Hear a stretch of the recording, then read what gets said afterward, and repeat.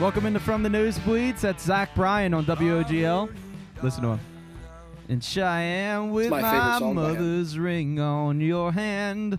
The storm is upon us, and I'm singing some country tunes. Welcome into From the Nosebleeds. It's a beautiful day. And it is a beautiful day. Yeah, don't let it get away. And Taylor Cordatis is in studio finally to replace the ailing Jake. Wish you. There's nothing wrong with Jake. No, nothing at all. We wish you a speedy recovery. By the way, if you want to know what the hell's wrong with Jake, go to Twitter @Talkin215 and look at the pinned tweet. But anyway, Patrick's here in studio. Taylor's here in studio. Vince is not, but that's okay. He's with us in spirit. What's up, Vince? I'm still here. Yeah, I know you're still here, Vince. Clearly, you said I'm here in spirit. Yeah, but you're in. Oh my God, how could you be so dense? Never mind. But Vince, listen, we're gonna start off talking about the situation in Russia right now with the coup and everything going on. And yeah, let's talk about the Russian Civil War. Just real quick, just because it's it's a slow time in sports. Do you trust Putin? Just yes or no, and then we're gonna move on. I think that hot take. I'll stand on the side of I'm against Putin. I don't trust Putin. Okay, all right. I will say one thing about Putin. Why does he beat every defender in hockey whenever he plays? They certainly just don't let him win and let him do well. I'm just saying. Have you ever actually watched I'm pretty sure you can watch clips of him playing, and it's so funny. Dude, people are so afraid of him, which is weird to me because he seems like a reasonable guy. He only kills journalists he would and kill shit. Everybody. Yeah, no, he's a very murderous troll. And speaking of authoritarian dictators, Rob Thompson's lineup tonight absolutely horrendous. No Marsh. No Stott. After Marsh just had 2 homers yesterday. Wait, that happened yesterday?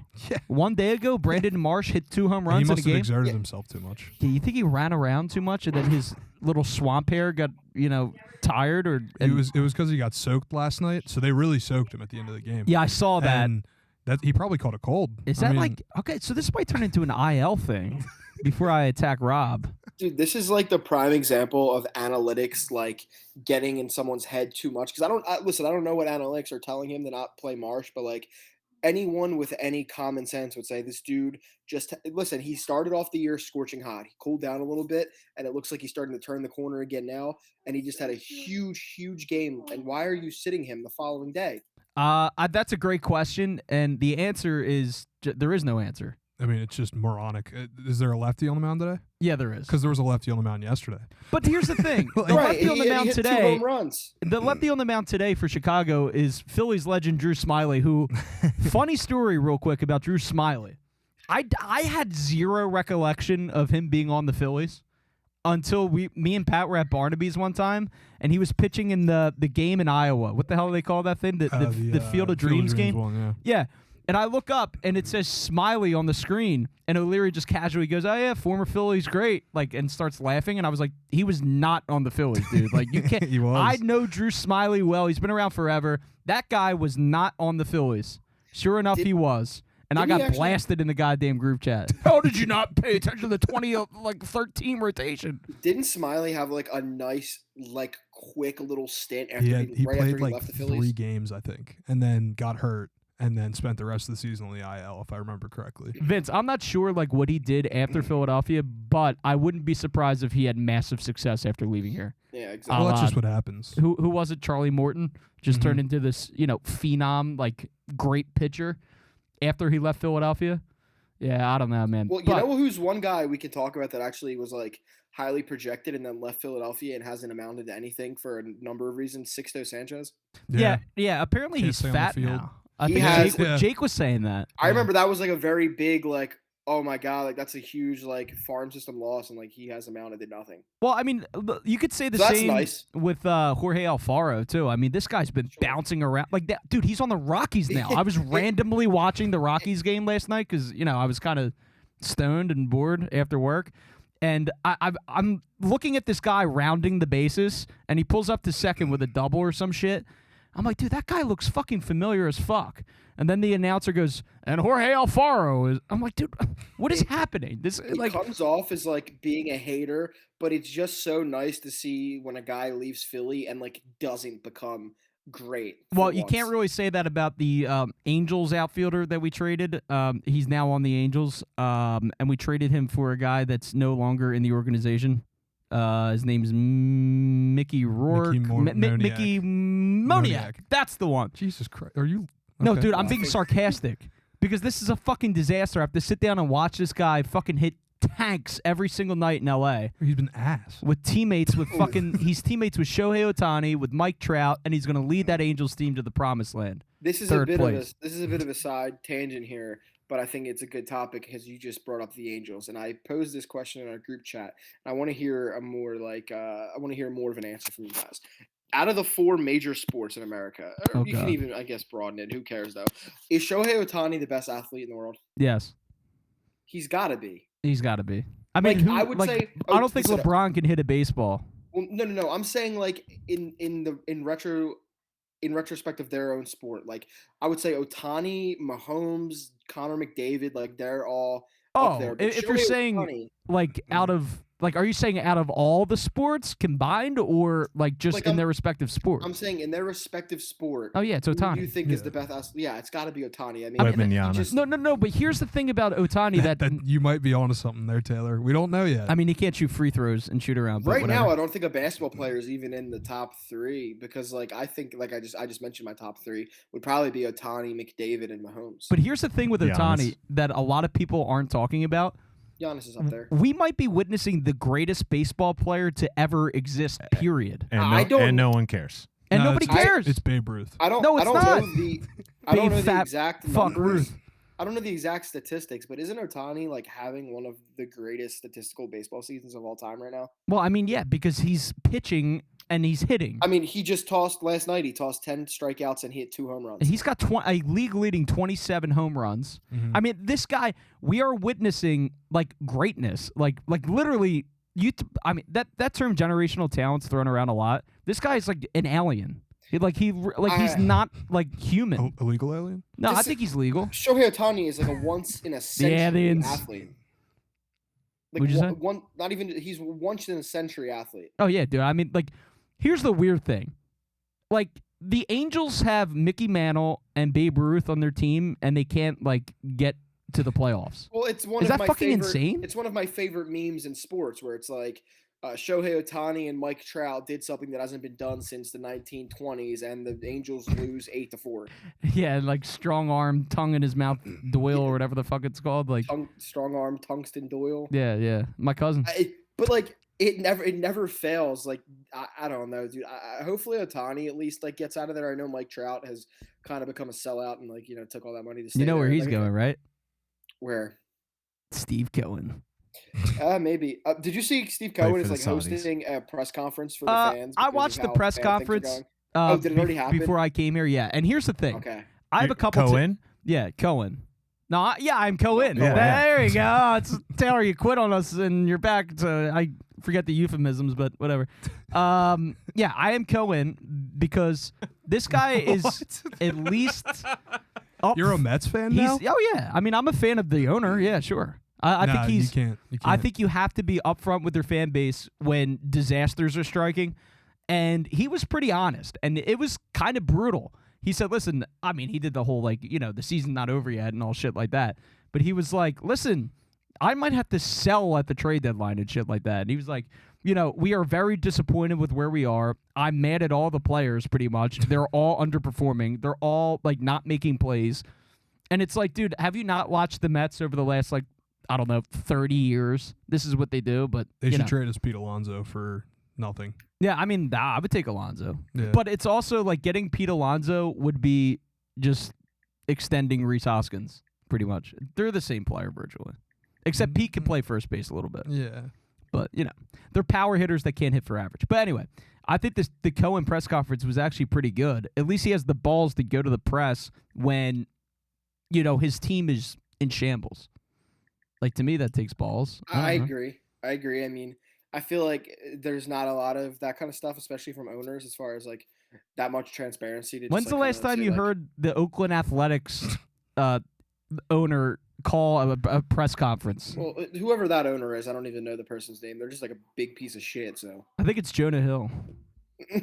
I think that's it's not. No, you're It's getting not that confused with shit. Moneyball. Oh yeah, it's the same shit though. Have you ever seen Moneyball, Seamus? Yeah, I've watched it. It's a great movie. No, you definitely haven't. No, I have. Well, the way you said that was like such a that lie. was the Aaron Rodgers. Yeah, I've been immunized. That was exactly what that was. No, I actually have witnesses because I don't know your film acumen here. Actually, I do know that it's not the greatest. Passion of the Christ, what would you World guys, Trade Center, United 93. I'll open this up to you and Pat. Also. Jesus of Nazareth. What's the best Stigmata. baseball movie? What's that? What's the best baseball movie to you guys? I don't know, man. The ones with Charlie Sheen don't do anything for me.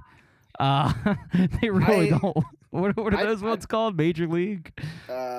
Which one does it? I forget which one is Sheen. I mean, 7 of them do. But my all-time favorite baseball movie is Benchwarmers. Benchwarmers is great. That's my all-time favorite. The sun is not a monster. It's not a monster. But if we're counting like Major League, let's say like Major League movies. I don't know, man. I like Bull Durham, see, Pat, kind of. I don't like not even.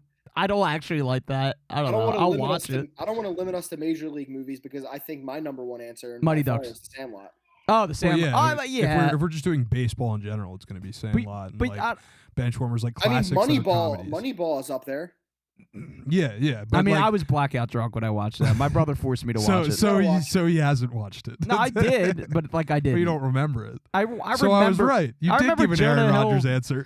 I remember Jonah Hill being fat as fuck, and then just then talking about numbers and players that I recognize from the past. I don't know. There's Angels in the Outfield, Field of Dreams, 42. What's the one? What's the one with the kid where I mean, like 42 was good, but it was like kind of depressing when they talked about Philadelphia. Well, sadly, it was a realistic depiction of what Jackie Robinson went through when he came here. But that movie was amazing. You know, a great performance by the late, great Chadwick Boseman.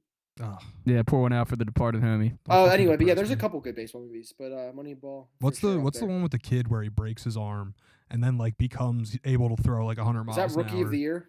Yeah. But I kind of want to watch it. So it's one of the dumbest movies I've ever seen in my life. Is that the one with?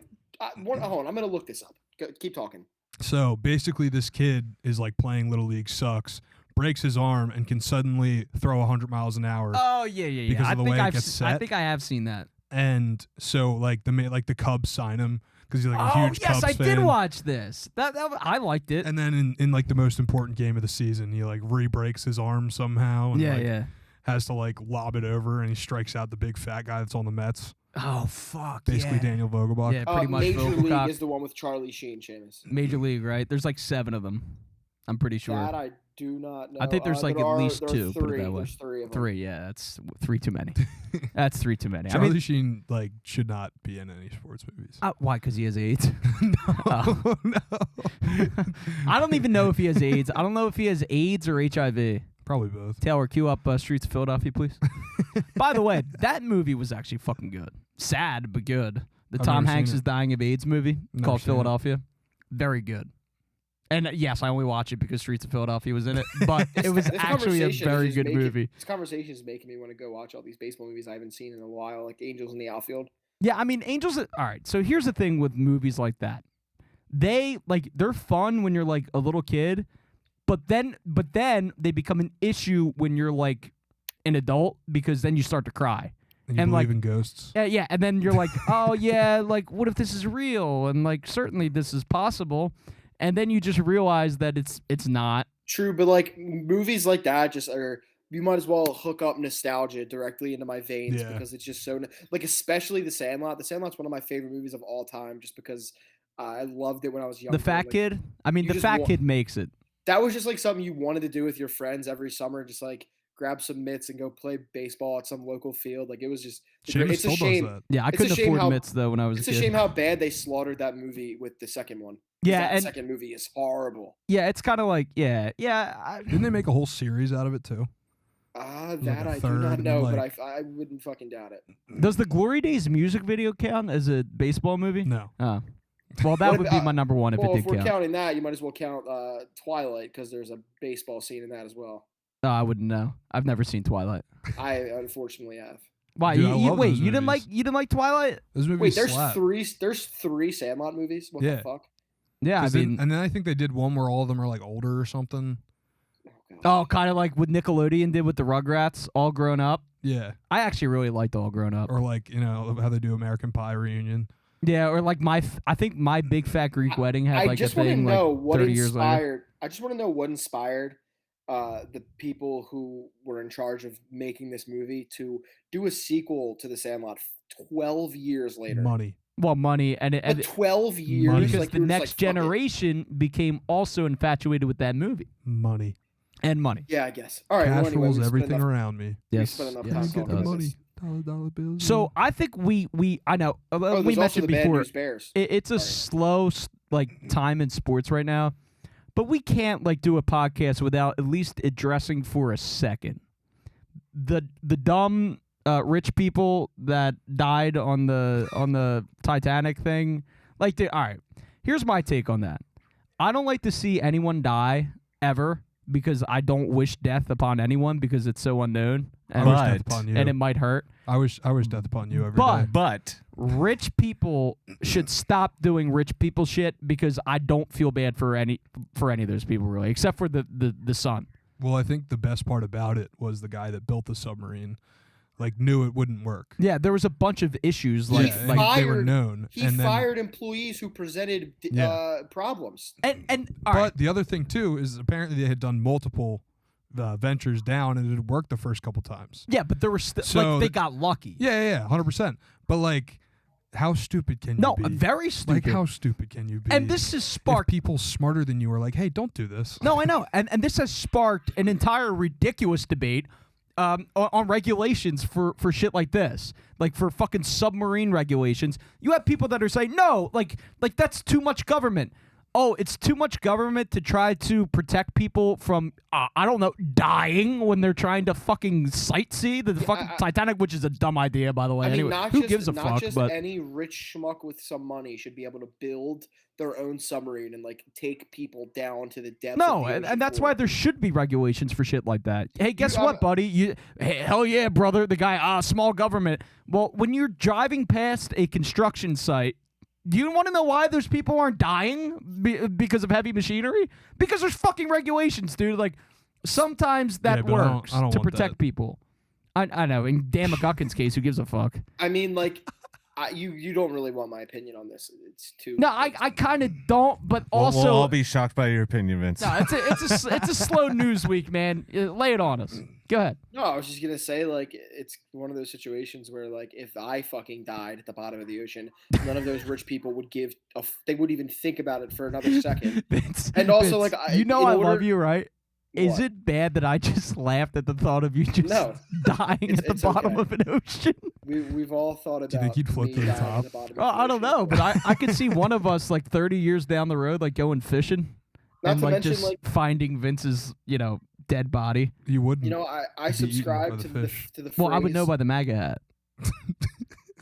Yeah, right. I subscribe to the phrase, like, eat the rich and all that stuff, and a lot of people claim to be that and be like very anti-billionaire, but then they're like, guys, come on, these are people. It's like, bro, do you think eat the rich? What do you think that means? Yeah, right. No, I mean, I don't know. You cannot. There is no possible way in the world to become a billionaire without exploiting and hurting people. So I don't really care for billionaires. Now, I do feel bad for that one guy's son. I mean, who did Steve Cohen hurt? I mean, do we know, besides New York? Mets fans. Yeah, that's what I'm saying. Besides, like, an entire borough of New York City. But no, well, I mean, he's actually one of the only good things about that team. He at least tries. Yeah, he tries. But yeah, the whole submarine thing is just bizarre. Listen, I love the From the Nosebleeds audience. So if you're watching this, do me a favor. No matter like how bad you want to like go see the fucking Titanic, I mean, I wouldn't go. I wouldn't go inside of a submarine unless like you're going with people that know what the fuck they're doing. But I wouldn't go. Period. This opens us up to like a larger conversation, but how insane people have become. Like, they weren't even, they were still lost. No one knew if they were alive or dead. And people are tweeting, wow, I can't wait for the documentary about this. It's like, what are we doing? Well, my favorite thing ever is, corporate media, like having an absolute field day with this. And the funny thing is, There was countdowns on the news. There was countdowns till they run out of oxygen. There was a whistleblower that came out that like worked in like Washington or some shit or for the military and said, "Oh yeah, we like heard an explosion like 3 days ago." So like the whole thing was that was awesome. It was a media like frenzy for ratings, and like you mentioned, fucking CNN and other news networks had countdowns to when the fucking oxygen was going to run out. Yeah. Another thing about the news in this situation is I heard a lot of like news anchors, the fake news, they were saying like worst case scenario they imploded on their way down. It's like that's the worst case scenario. When the other option is that they're somewhere on the bottom of the ocean, freezing in a tiny submarine with no power, where they can't stand, they can't see. There's probably shit, piss, throw up everywhere, and they're just waiting to die. That's the better option. I mean, that option pretty much describes being a Philadelphia Phillies fan. But yes, yes. I mean, it's I thought that was an insane. Worst case scenario they imploded, bro. That is by far the better of the two options if you have to choose. I mean, Vince, which way you're gonna die. Vince, like you pretty much just described Seamus's room, so I think he'd thrive there, honestly. Do you think I would thrive in the yellow submarine? Yeah. Seamus would thrive in a no-powered vessel at the bottom of the ocean floor. No, I think I would literally have a heart attack due to like fear. Like I think I would just combust spontaneously. I don't think you would. I think I would. It's not possible. I would be the first. I also just saw today that there's some company that is willing to do like some kind of quote unquote like space tour for $450,000. Someone's like, up round fucking two, baby. Well, that'd be kind of sick, actually. I'd do that. I mean, why? Here's the thing. Seems awesome. Why are people so interested in like going to visit the Titanic? Because they're bored and they're rich. Yeah, I mean, but like, yeah, pretty much. Like, dude, like, do something. Go buy a baseball team. They're bored and they're rich. Go buy something. Yeah, but they already probably own a bunch of teams. No. The most places. confusing part about this Titanic thing is like not only why are they so interested in it? If you look at how that submarine works, there are no windows. They wouldn't have even been able to see it. It would have just been on a screen. Well, no. That's what you have the cameras outside for. But it would have just been on a screen. Yeah. You could, at that point, just fucking Google it. I mean, that to me is like if I went to like a Springsteen show and just stood outside like the Psycho Taylor Swift fans did, like that's like not like good enough for me. Like I would have to like if I'm going but you down. Could say you've been there. But if I'm going down when you're at your rich person brunch the next week, and all your friends are saying like, oh yeah, like I did this, you could say, well, I went to the Titanic. I mean, like. What did you guys do this week? Would that impress anybody? Well, James Cameron can say that. James Cameron goes to the fucking Titanic like once a month. I don't even know who the hell that is. The director of the movie The Titanic. Oh, and Avatar. Among other blockbusters. Oh, rich guy. He's like one of the greatest directors ever, and he's like a Titanic super fan. I know Spielberg and Scorsese. All right, that's James Cameron actually this week, they asked him about it, and he was like talking about like he couldn't believe the similarities between this submarine thing and the actual Titanic because the captain ignored multiple like people telling him not to do this. I'm sure he took great joy in that. Funny enough, the fucking name of the submersive was Titan, which is like, come on, dude, you're really just playing with fire there a little bit. Well, also, James Cameron said that he knew the guy, and the guy had asked him multiple times about going down, and he was like, "Don't do it." Well, the name of the name James of Cameron. Of the submarine being Titan is like being comfortable boarding an airplane that's called World Trade Center bound. It's like you know what I mean? Like you Twin can't. Tower, the two airplanes called the Twin Towers. Yeah, like you can't exactly. Like you can't. James Cameron also said he's been doing the math and he has spent more time on the Titanic than the captain of the Titanic. Yeah, it's just that whole thing was just fucking bizarre. Seamus, you'll actually appreciate the crossover here. A video like came out, I guess it like resurfaced because I don't think it's like anything new. But James Cameron was doing an expedition of the Titanic. And there's a video of him surfacing and opening the latch to get out, and someone informs him that 9/11 just happened. Oh my god, dude, that is phenomenal! Like that's good, like from the Nosebleeds content, you know. You got to become a Titanic guy now. I just don't even. First of all, I don't even think it happened. Second of all, my dad told me it didn't happen. Second, well then delve into that. I'm just kidding. It Do your own happened. research. But I mean, like, here's the thing, like. I don't care about it. Like, is that bad? Like, I just don't care. It was a great movie. Yeah, it was a good movie. I was forced to watch that movie, too. You probably loved it, though, because there was a naked woman in it. Yeah, she's fine still. And he looks like shit, but whatever, nowadays. Leo? Yeah, Leo looks horrible. No, he doesn't. He's fat as fuck now. Leonardo DiCaprio is still pulling 20. Yeah, he can pull whatever he wants. He's a multi-contrib. Okay. All I'm saying is that he had his better days in the past, looks-wise. Now, if he gets surgically operated on, a la Kardashians, then he would look better. Well, he also is like probably one of those guys that can just work out a ton for a movie and look ripped again. Oh, yeah. It's not just about the flabby body. It's more so about he's aged a bit. And that doesn't sit well with me. Seamus body shaming is hilarious. I mean, like, dude, like, you look better for yourself. You have the money. You have the resources. Just try to be better. Is that your excuse? Yeah. I don't have money and I don't have resources, so that's why I look like this. That's why I'm on the radio, Taylor. That's why we're on the radio right now. This isn't the radio. It's not? My life is a lie. You could technically play this through a radio if you had Bluetooth or some kind of... Oh, I do that all the time to pretend I'm on the radio. All the time. This before or after you shower and aftershave? Before. Taylor thinks that I smell. O'Leary can't smell it. Yeah, I have COVID. Oh, he's got COVID, so that explains that. I can smell him from the other side of the room still. I'm Taylor, not kidding. Like, I might also just be desensitized to it because he does this like every time we go out. not with the shaving cream. So The shaving cream's a I can, new one. I can smell like little hints of it, aftershave. but like I think that's just like his normal scent when we go out. Yeah. Well, Like that when and he cigarettes. showed up on Saturday, that's all I smelled. Yeah. And then I kept Well, that was the drinking cologne. and forgot. That was the cologne. That was the cologne. That wasn't the aftershave.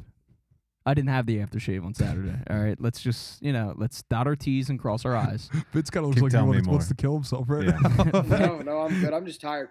Vince looks like he's FaceTiming like a potential like mate. Like he's got that look on his face like, hey, what's up, Christina in Taiwan? What's going on? Yeah, I would try to look better. I'd also be wearing a hat, and my current state of my hair is in the awkward phase. It's getting weird. Should we tell Taylor over here about the bet that we made last week about James Harden? The craziest fucking bet anyone's ever made against me. Vince, why don't you explain it, or it's Pat, explain it to Taylor. Yeah, So Pat, Seamus bet that James Harden will be top 3 in MVP voting by the end of the season. What? And if not, he will shave his head. Yes.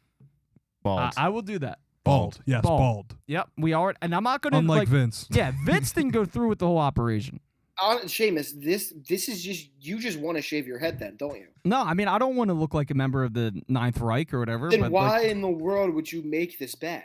Because he's gonna pussy out. I just want to prove to the people that I have brass balls. All right, balls of a brass man. You don't got to prove anything to anybody, man. Well, I want to do it because I want to do it. What's it to you, dude? If you're so confident that I'm going to lose, then you shouldn't be questioning my methods. What do I get if I win besides you shaving your head? Just that? Is that not joy enough? Well, what yeah, do I I guess get you're if right. I fucking win? That's cool haircut. Vince has to shave his head. No, I want him to streak. Go streaking. That's a crime. That's not a crime, dude. That's not a crime. Depending where you do it. Yeah. If you go to some liberal town, they'll be all for it. With the Joe Biden, Kamala Harris Democrats, they won't care. Yeah, I guess you're right. If it was a red town, I'm trolling, by the way. Near a fucking playground would be okay because they're all perverts. Sorry. Oh my goodness gracious! I mean, Do you're it not in wrong. church. Yeah, they'll love it. Actually, no. Here's my challenge. If I win, you have to go to mass every Sunday for 700 weeks straight. That's 100 weeks. That's more of a win for my All right, mother. a month. All right, a month, and it's got to be. It's got to be the. 700 weeks is a long ass. It's got to be the traditional Latin mass, from the old school Catholic liturgy. So it's and it's got to be high mass. So the music's You have to be involved. It's going to high? make no. They call it Seamus, high if mass you- because of the Seamus, music. if you win this bet, I will become an evangelical Christian. Yeah. Well, then you would just like run for office and win immediately. So I mean, like, I don't want you to succeed, brother. But yeah, I would That's like how- to see you at a Latin mass, preferably for a week straight or 3 right. weeks straight. All right, fair. I'm kind of cool with anything because James Harden is not finishing top 3 in MVP voting. Well, I mean, listen, you can take all the copium you want, you can inject it into your veins, but it's happening, bud. If this somehow happens, It's gonna happen. it's gonna be the funniest fucking thing in It's the gonna entire happen. world. If this somehow happens, I officially hate James Harden. I thought you already hated James Harden. No, I obviously voiced my concerns about him last week. All right. I also let's kind of transition to Sixers because there's 2 things I want to talk about. I guess I'll go with James Harden first. Today was the last day he had to opt in or out of his player option, right? Well, he's still got time on the clock. I've been at work all day with I don't know about you guys, not to go on a tangent here, but ever since I updated the latest iOS on my phone, I get this no SIM notification where my SIM card isn't being recognized. So I had to go through the whole day without any connection to the internet, and then it'll randomly turn back on. So I don't know what I missed. James Harden could have died for all I know. He did not. He did not die in disgrace. But like if we're not signing him to a huge like deal, why would he not just opt into his player option? Well, I think he will. I mean, I don't think the deadline's passed. Taylor, has it? For him to opt in, has it passed? No. I didn't know if it was today or tomorrow. I forgot. But I believe it's tomorrow. Listen, at this point, if the Sixers gave him a big deal, I would be as mad at the Sixers as I've ever been, because at this point, that's not true. Who are you competing with to sign him? No one wants him. Well, the Rockets want him. The Rockets came out and said they're not really that interested in giving him all this money because they're trying to, quote, build a new culture with Ime Udoka coming in. Well, I feel like him and Ime would get along, though. But nobody wants James Harden but the Sixers. So you are competing on the marketplace with nobody. Vince, do you forget that Daryl Morey is literally infatuated? How do you say infatuated? Infatuated with this fucking Tad guy? Brown. Don't forget about Tad Brown. And Tad Brown? I heard on another podcast, someone summed it up like, Daryl Morey seems like he's incapable of doing business with people that he doesn't know. I mean, which is why he just signs all the fucking Rockets players. I mean, yeah. I mean, like, listen, we can go back to Underdog Sports, all right? I've been saying Morey's a fraud. Fraud! But that wasn't even my point. My point, if he gives James Harden a big deal, I want him fucking fired. I don't think he's going to give him a huge deal, but I think he's going to give him way more money than he deserves. It should not be. He'll get him with a $330 million. I don't know. Yeah, it shouldn't probably. be anything Just like crazy PJ. because it shouldn't be anything crazy because you're competing with. Nobody. Oh wait, Vince, like, is your phone still messed up? No, it's good now. Okay, because I just got an alert that Harden just hired Tobias Harris's father to negotiate with the Sixers. Transition. Yeah, and crumble cookies are involved. Because the next comment I wanted to talk about for the Sixers was Tobias Harris addressing the trade rumors that are circulating around him, and as they've been for the last couple of years. And he said, "quote Casual Sixers fan, they trade me for a crumble cookie." Yeah, that doesn't sit well with me. I can actually confirm that if it meant getting his contract off the books, I would trade him for a crumble cookie. I don't think that he was saying it like. I just don't like the way he said it. To be honest, I mean, it's true though. I think he wants to be traded. But like calling the fans casuals because they want him traded, it's like, bro, like you gotta look in the mirror, bro. Yeah. Like wanting to get you off of this team on the contract you're on and what you produce is not anything close to being a casual. The whole fan base. Find me a section of the fan base that loves Tobias Harris. Like I love Dan's girlfriend. Yeah, Dan's girlfriend's besides for our friend, Dan's girlfriend's a big Tobias Harris fan. That's it. She's like the face. She's the only one. No, but like I'm being like so calling the fans that want you gone casuals is basically saying the whole fan base are casuals. Hold on, I'm texting Dan. We're talking about his girlfriend on the podcast. What was it, a week ago? Tobias Harris's dad had the nerve to call his son an assassin scorer who the Sixers haven't utilized properly. Well, dude, that was one of the funniest things I'm going to cut that. I'm going to cut him a break considering he literally just, gave his family generational money, generational wealth because of his strong negotiation skills, by the way. So, yeah, I mean, I give Toby's dad a pass. I mean, that's an insane fucking thing to say. But the casual fan thing coming out of Tobias's mouth kind of just didn't sit well with me. Well, I don't know why. It's annoying because it's like if you're literally like, hey, we should trade Tobias. It's nothing personal. It's more so he's getting paid way more money than he's worth, and he should know that. And listen, he's going to defend himself, which he did. He said, "Listen, I play every day. But there's no reason to like throw that jab in there. No, there isn't. And for people that have tried to support you for the last fucking 4 years, yeah, and of course he doesn't admit. He doesn't own up to the fact that he has been consistently inconsistent in big moments. Yeah. Outside of the first round of the playoffs. Very, very inconsistent. And I don't have the exact the tweet on me, but it was like all of his numbers in like the biggest playoff games of each season, and like he has legitimately shit the bed in all of them. He averaged like 7 points or something. I mean, he fits well with Harden and Embiid. In that case. Yeah, that's true.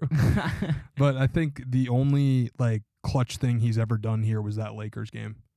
fucking 2 years ago. Yeah, I mean, yeah. I think that's the only clutch thing Tobias Harris has ever done as a Sixer. And I forget who was talking about it today on the radio, but somebody was like, "Can you name like a Tobias Harris like signature playoff moment?" That's like, wow.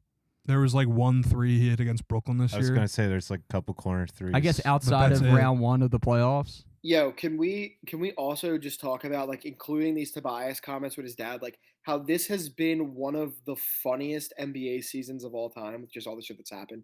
Like, let me just like list off some things off the top of my head to you guys this year. Jordan Poole getting knocked out by Draymond Green on video, and that video leaking. And then Jordan Poole getting traded, which is even funnier to me. Then, do you remember when also on Jordan Poole, earlier in the year against the Grizzlies, Jordan Poole took a very bad last-second 3 to lose the game, and Steph Curry got so mad he threw his mouthpiece and got ejected. And then in the tunnel, Jordan Poole saw Steph and threw his mouthpiece. Wait, so I mean, not a banner year for Jordan Poole, I guess. No, not one. Jimmy Butler with the dreadlocks for the picture. That was great. That was hilarious. Ja Morant in general. Zion in general. Joel Embiid getting a fake MVP trophy. LeBron getting fouled by Jason Tatum on that last-second layup and throwing the biggest temper tantrum of all time. LeBron getting like punched in the dick by what's his name in the fucking playoffs. Dylan Brooks. After LeBron threw that temper tantrum, Patrick Beverley grabbed the camera from a cameraman and showed the ref the replay. Wait, can we talk real quick about Pat Bev and how he's like just a complete cartoon character? Like, absolutely. I know. Can we like talk about that for a little bit? Hear me out. I want him. I want to. Seamus, he would be fun. He would be fun. He would do some. He can't do anything. Oh, I know, but he would just do some drolling shit. He would do drolling shit and like have funny press conferences. And then, he's basically Montrezl Harrell. You realize that, right? Oh, yeah, but this is what happened. Like, this is a scenario I could see happening if Pat Bev came to the Sixers. Watch Pat Bev. If he came to the Sixers, like, I wouldn't be surprised if, like, he overheard, like, Allah talking shit on him, like, criticizing his game. And then we get an alert on our phone or scrolling through Twitter that Pat Bev knocked the fuck out of Allah. How do you pronounce his last name? Abdel Nabi. They got into a verbal altercation. That would be that would make. I thought you said he knocked him the fuck out. Or a verbal altercation. I'll take that back because I don't think Pat Bev's violent, but he's nuts. You know what I mean? So I guess anything could happen. There was also Grant Williams. I'm gonna make them both, and then missing both free throws. There was Killian Hayes punching Mo Wagner and knocking him out and hitting him in the back of the head. What about the Shannon Sharp debacle? Oh, yeah, where he tried to fight the Grizzlies. And Ja Morant's dad. And Ja Morant's dad, yeah. Rudy Gobert punching Kyle Anderson on the bench. Did Karl Anthony Towns do anything stupid this year? No. So. Shockingly. Although he did actually comment on the fight between Ben. I forget who. He was on a podcast. Oh, he did? Yeah, and somebody asked him about it. He was like, they were like, "Oh, do you want like a rematch now?" And he was like, "Man, I just want to put it out there. That was one of the dumbest things ever. Like, I literally had like 3 guys on top of me. Like, he's still complaining about it. He's still salty about it. Oh yeah, about that. I don't blame him. Cat's got to do better than that. I know you brought up Ja, Pat. There was also the "I'm fine in the West" quote by Ja. All of the Dylan Brooks shit in the postseason. He's my favorite NBA player. And then also the Dylan Brooks shit post where they literally said, like, no we don't want you back no matter what. And that no matter if our entire team dies, and we don't even want you Here's back. the weird thing about that. Not weird because obviously he's a menace. But, I mean, dude, he's been with that organization for, like, years now. Yeah. They sort of, like, not built around him, but they kind of did. No, they didn't build around him. They kept him on the roster. They expected him to be way better of a player and develop more than he So that was did. just the last straw. Yeah, there was also that. It was just like he wasn't really getting past. He wasn't like going to another level. Like he's a stagnant player. Yeah, he is what he is. You know, just like Ben Simmons, he is what he is. I am what I am. Is what it is. There was also Anthony Edwards saying they got KD, but we got Jaden McDaniels. That's an insane statement. There's so many. There were so many funny ass moments. LeBron telling you who to vote for. Paolo Banchero versus DeJounte Murray's preseason beef, where I forget what Paolo Banchero called DeJounte Murray. He called him some name, and that was hilarious. Speaking of Banchero, like, am I going to be like an Orlando fan this year? Why? They're going to be fun as hell. They're going to be fun to watch. Oh yeah, young players, Orlando They'll probably underachieve. Yeah, who will definitely underachieve. But Honestly, I mean, they won't break my heart as much as the Sixers will. Keep James Harden away from Houston as well because they look like they're going to be a fun team. Yeah, I mean, I don't know. I think they still have a long way to go, though. I mean, no, look, I'm not saying they're going to be good. They're just going to be fun. Like, they added Amen Thompson in the draft and Cam Whitmore, who I don't know how the fuck Cam Whitmore dropped to 20. So this would be like what year in the process for us when it was like kind of fun, but not really? Definitely, I don't know. MCW I really don't know. rookie year. Yeah, MCW rookie year is like a good comp there. There's going to be a couple like good young teams this year, like that aren't like going to be good, just fun. Like honestly, one that I think could be creeping towards being good is the Thunder. I mean, they just like have a good. I know they didn't win their second OKC's back. game, but they won a playing game, and they look like they're on the right path. In a shocking turn of events, James Harden is taking his talents to Oklahoma City. Yeah. I'm going back where it all started. Yeah, I could, dude. That would be funny as shit. Just like fucking randomly says that. He posts something on Twitter. And Oklahoma City's like, we don't want you back. Yeah, they're another team He's sipping on his wine. OKC, here I come. Actually, they don't want your ass.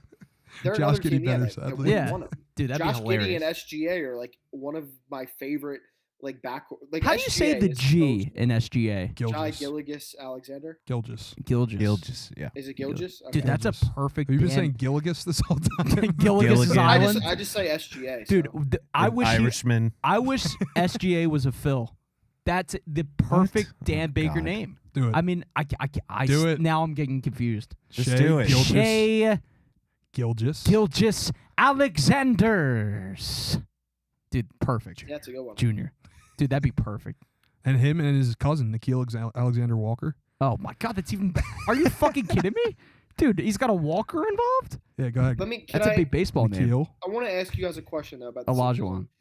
With this. Another I don't great want to be baseball like name. repetitive about this, but like right now it's looking like the Sixers, like we said this last week, it looks like right now, like kind of, unless they trade Tobias, which is looking more and more likely, but like if they just run it back with essentially the same team with a couple different role players, basically what the team is saying to you is, we think that this was all Doc's fault. Do you agree or disagree with that assessment? No, I don't think so. Because dude, they can't move. How's that Doc's fault if Daryl Morey can't move Tobias Harris? You know what I mean? Like, well, I do think a big part of it was Doc's fault. I don't think it was entirely his fault. I think the players quit. Yeah, I think there's your stars. But I do think didn't show up. A big part of it was Doc not knowing how to fit Joel Embiid and James Harden together. I think a lot of it was him saying to James, "You can't be a prolific scorer and Joel Embiid can't be a prolific scorer at the same time." It's like, well, you could call plays for both of them. You could like alternate offense a little bit. You don't have to always just have one of them dribble out the entire clock and then either pass out or shoot it. I'll put it this way. If Nick Nurse gets this team to the Eastern Conference Finals this year with virtually the same roster, meaning Tobias Harris is back, obviously no Tyrese Maxey trade, and Harden's back with Embiid, that would be a huge indictment on Doc Rivers. You know what? Oh, I agree. I just think like without the context of what's going to happen in the future, I think it's kind of insane for anyone to think like that was all on Doc. Like, yes, he isn't like the greatest coach, but like, and I know O'Leary, you said they quit on him, but like at a certain point when you're the MVP of the league and James Harden, who like has been looking for a ring forever, and it's the one thing that's held you back from being like one of the all-time greats. He still is, but like it's held him back. Like at that point, like you don't just quit on a coach in fucking game 7. Taylor, what were you gonna say? Eastern Conference second round. Taylor wants to weigh in. If Nick Nurse gets the Sixers to the Eastern Conference Finals, I will shave my head. Wow. No, you have to grow your hair out. Well, actually, you don't have any hair. No, you got to grow your hair out. I have hair. I have to shave it. All right, you have to grow your hair out for 3 months. No, you have to shave your beard. I think is the obvious answer here. Wait, that is to a mustache. No, okay. no. To a mustache. The entire thing. No, to a mustache. No, the entire thing. No, because I already. No, but he wants a mustache. Okay, you can but tell. I've never seen his chin. Yeah, I would accept a mustachian Hitler-esque look from you. Oh, if not you're going Hitler. Charlie Chaplin stash? No. Oh, you got it. no, Well, I already said I shaved my head, so. No, yeah, but I go, yeah, but can we, the art of the deal, can we negotiate here? Mustache. Mustache is fine with me. Vince, mustache? Mustache and hair Mustache? growing out. Mustache going once? Mustache. All right, cool. That settles it. So if the On the Sixers make topic- it to the ECF, Taylor will shave the beard. All right. So in honor of James Harden. before we run, I want to circle it. All right. What were you going to say, Vince? We still have a little bit of time here. I just wanted to say, That's what you think. I thought so. Okay. The NBA finally in the new CBA did change that all NBA and all defensive teams will now be positionless, which is a great thing because now like Jokic and Embiid could be on the first team together, which they should be. But they did implement a number of games you have to play in order to get there. So that's the only thing. It's like, it's great that they made Joel screwed. Man. Yeah, I mean, he's never going to make one at this point. Right, especially with I personally think that it should have been already kind of in place. Like, that would fuck my favorite player over, but like, I agree. The best ability is availability, man. Yeah. And also the other tangent I wanted to go off on real quick, and this will be my last thing down the show. I don't think we talked about this. Did we talk about last week the Shams NBA draft controversy? No. I think that sports gambling. This is my overall take. I think sports gambling has become too mainstream. I don't think it was ever supposed to be as mainstream as it is now. And the controversy with Shams is that basically, Shams and Woj are the two top guys, and what they say kind of goes. And there were conversations all day and the days leading up about if Scoot Henderson or Brandon Miller would be the number 2 pick, and you can bet on that. And then Shams tweets out that he had been hearing a lot that Scoot Henderson was going number 2. And when he tweeted that, the odds skyrocketed on Scoot at number 2, and then Scoot went number 3. And you might say, oh, well, what responsibility is it of Shams, or how could this be his fault? He works for FanDuel. So it opens up the question of, like, did he even hear that report about Scoot going number 2? I think clearly he didn't.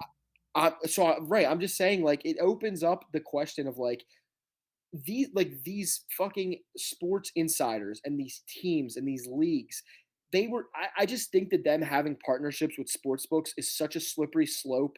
And like having sports books in these sports arenas, like I'm never going to be one of those people to put the tinfoil cap on and be like, oh, it's rigged.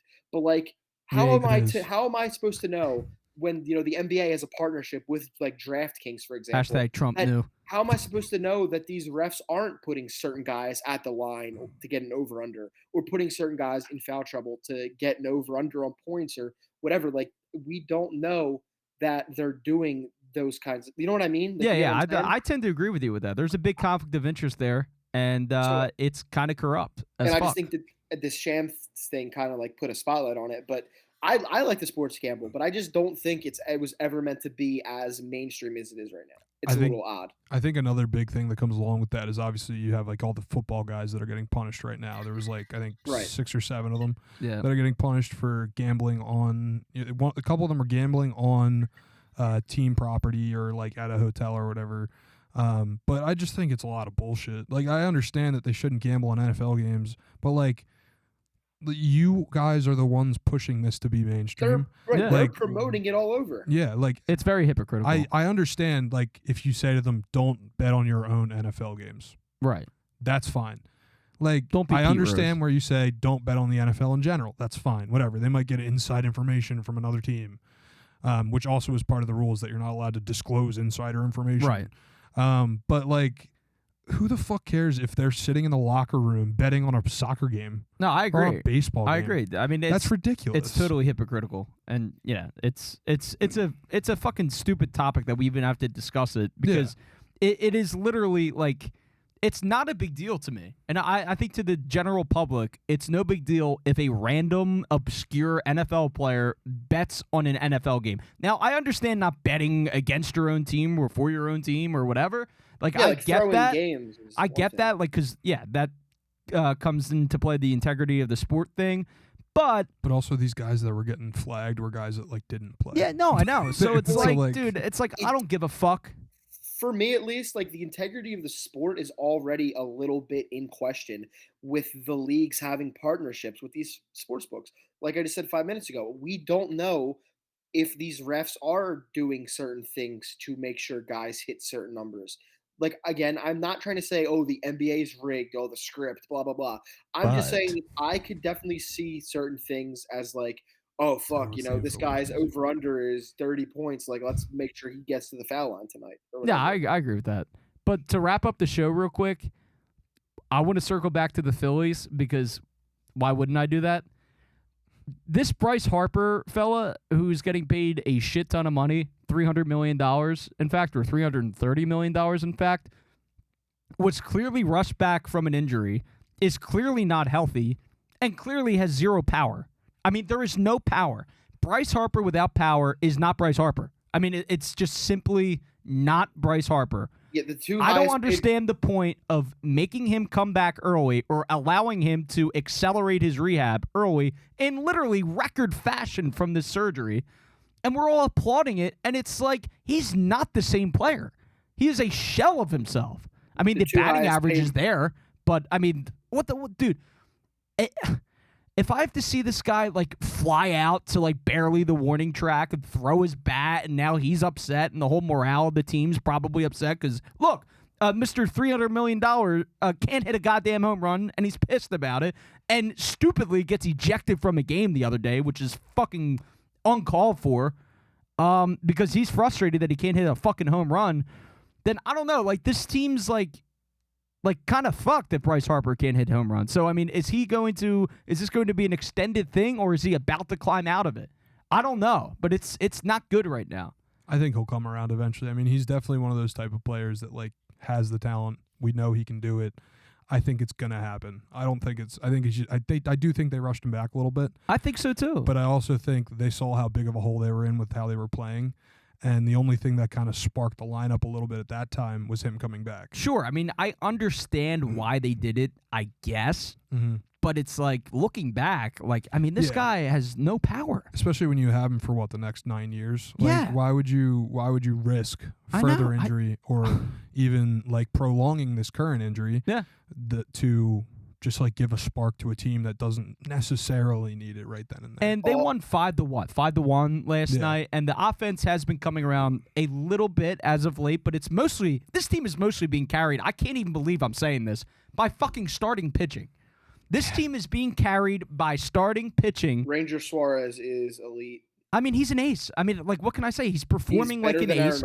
He has performed like an ace throughout the entire course of his Phillies tenure since also being named a starter, pretty much.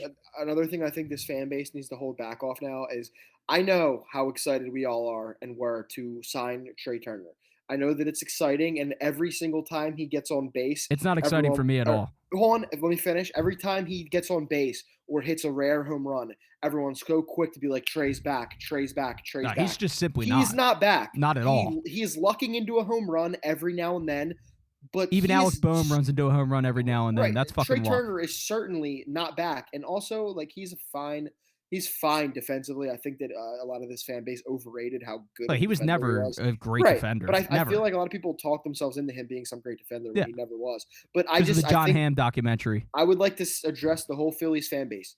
Let's hold off on saying Trey Turner is back because of one home run or one good game. Let's see some fucking consistency from a guy who is getting paid north of $300 million.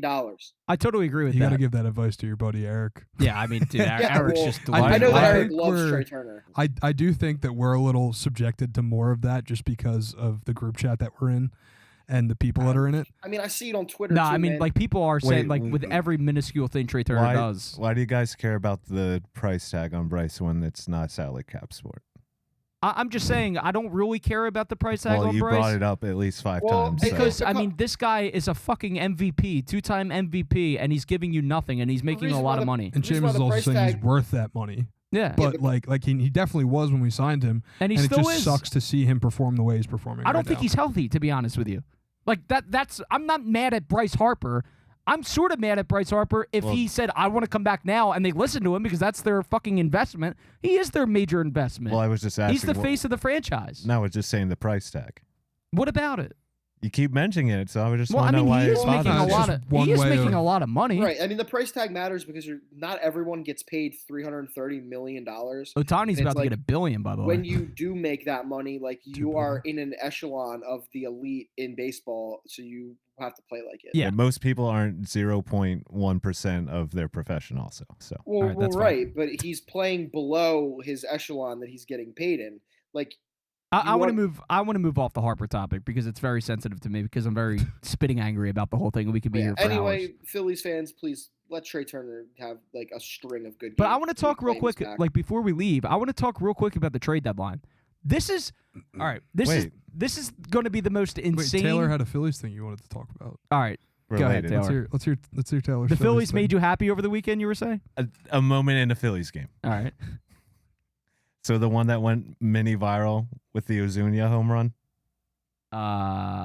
where he hit a home run, gave Ron Washington like a long. Oh yeah, I saw that. So the fact that Ron Washington is a third base coach for the Braves. Oh, I know. Is it not insane? He was in Is that the thing that made you happy? Wait, no. Just the image of Ron and Ozuna, who had like the ballsiest DUI. Oh yeah, I've seen and we all know Ron Washington's past. Yeah, he likes a little cocaine. Oh yeah, he loved the cocaine, but he's also like 80 years old, which is even funnier. Yeah, I mean that makes me smile every time I see Ron Washington on the fucking diamond. But the thing with Ozuna was just ironic, I guess. But it was just funny, like the moment that they had together. It's like, man, these guys really just got away with whatever the fuck they wanted. Oh yeah, I would because of baseball. No, that's a good one actually. We would be remiss if we didn't talk about Kyle Schwarber falling yesterday. Yeah, I thought it was funny. Why? Taylor, in the game, you would have cracked the fuck Fell up. down. It was funny because he laughed, but like he is such a buffoon. He is. I mean, watching he really him is. run, I just need all I hear is the Fred Flintstone. Yeah, I know we said this last week, but all I hear is Fred They Flintstone. need to get running. him out of the field ASAP. So yeah, Seamus, end this with your trade deadline. Well, this trade deadline is going to be insane because I think going into this season, we were all expecting the Phillies to be in contention pretty much. And we all felt that a pressing need come August 1st would be pitching, right? Wrong. They do not need pitching at this trade deadline. They need another starter probably because that 5 slot is a disaster. But, dude, they need a bat. They need a number 5 starter. So, yeah, they do need pitching. But they need a fucking bat. Like, I never thought, like, with this lineup, that I'd be saying, yeah, the Phillies need to trade for a bat. And they 100% need more offense. It's fucking staggering to me. You could maybe hold on for Andrew Painter, hopefully, maybe. No, I mean, I would still go out and try to get Stroman or right. I'm not saying don't try. But I think a bat is honestly probably more pressing. Yeah, I think a bat is more pressing. And Christopher Sanchez, for what it's worth, been doing his job through the rotation so far. And I was not a fan of him getting that job, getting selected for the fifth starter spot. But Christopher Sanchez has been doing a good job. Listen, I go out and do what you got to do. The Cardinals are a fucking disaster. They're probably going to make Arenado available and Goldschmidt. I would 100% package Alec Boehm in a trade for fucking Nolan Arenado. I don't think anybody would not do that except for a certain Twitter account. But did you ask Rhys Hoskins? Is he okay with it? Yeah, we got to make sure Rhys wants Nolan Arenado in the lineup. But I'm just saying that's probably not going to happen because the Phillies are very high on Boehm for some reason. He's a slap-hitting 267 hitter. But I'm just trying to kick your ass, Alec. But I think they'll try to get Paul Goldschmidt because I think he's certainly going to become available. But if not, go get Lane Thomas in Washington. He's hitting over 300. Dude can play a nice defense. Can play all the corners, both corner outfield spots. Is having an unbelievable year for Washington. Young player. Go get Lane Thomas if you can't get Goldschmidt. That's all I got. All right. Well, I guess that's it then. That's it. Wrap it up. Well, me and Pat are going to go get some wings and drink some beer tonight. Where are we going? Boathouse. We're going to Boathouse in Conshohocken. Bennigan's Boathouse. Flanagan's. What? Flanagan's. That's an Irish name if I've ever heard it. They have chicken parm on the menu? I don't know. Probably not. But we're going to have some wings and have some beers, and we're going to FaceTime Vince. No, we're not. All right. Thanks for listening. Follow us on the socials at Nosebleeds PHL. We're going to be giving away tickets to the Pornhub convention. And we're going to try to give Vince a car. We're starting a GoFundMe, Taylor, by the way. I'm working on that, all right? It won't be long, boys. I got things in motion. All right, man. Love you. Love you guys. Thanks for listening. Thanks for listening. See you guys Niall, next week. we love you, buddy. Peace. Stay golden. Go Phils. Go Birds.